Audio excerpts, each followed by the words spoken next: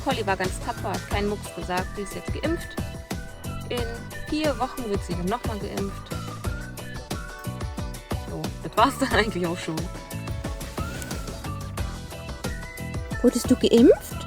Wurdest du geimpft? Bist du jetzt ein immuner Hund?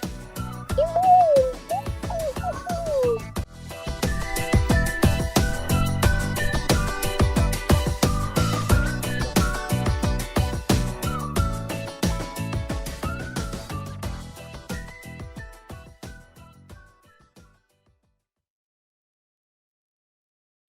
Das Spielzeug oder diese Röhre mit diesen Häuschen hat meine Mutter eigentlich für die Kinder gekauft. Aber wer rennt immer rum?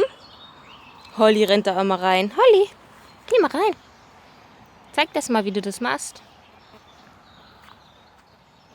Holly, komm mal rein hier, los. Komm mal hier rein. Okay, jetzt macht sie es wieder nicht. Ja, fein. Oh, du bist doof. Du bist doof. Geh mal da rein. Hier, Holly, da. Los. Hier.